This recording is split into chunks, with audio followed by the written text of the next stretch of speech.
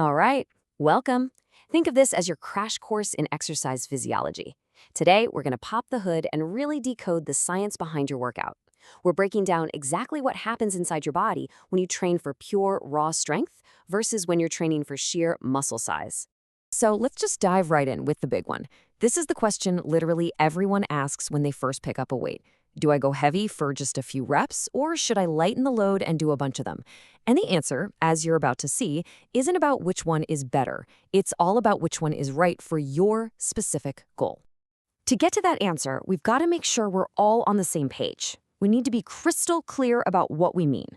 We're talking about two very different goals here: building raw strength and building muscle size, which in the science world we call hypertrophy.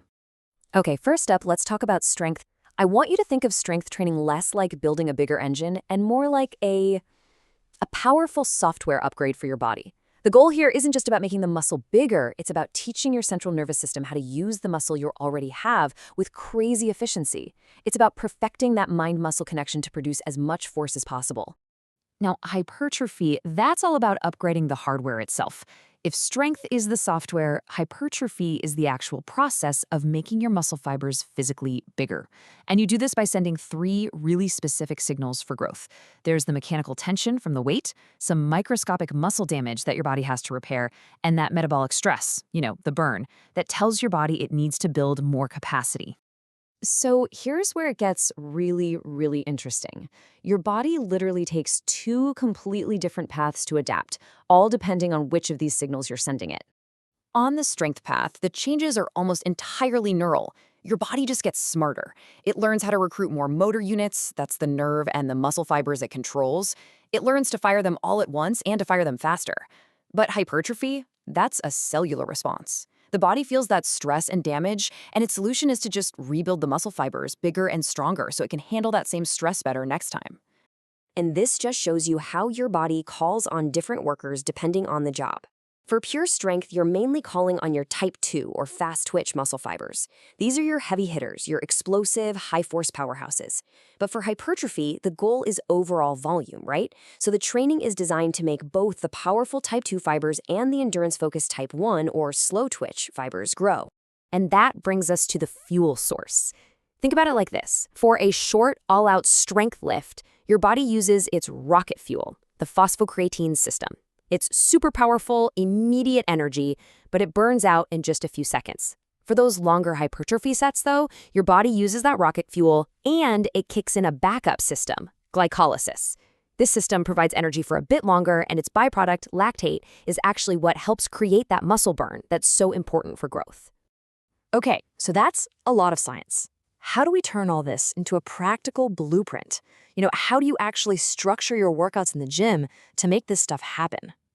Well, check this out. This table right here is basically your recipe book. For pure strength, you're lifting heavy. We're talking 80 to 90% of what you could possibly lift one time for just 1 to 6 reps. And you need long rest periods like 2 to 5 minutes so that rocket fuel energy system can fully recharge. For hypertrophy, the intensity drops a little. You bump the reps up into that 6 to 12 range to get more time under tension, and you slash your rest times to build up that all-important metabolic stress. But look, the real payoff from all this hard work goes way, way beyond what you see in the mirror or the numbers on the barbell. The long-term health rewards from doing this consistently, they're just profound.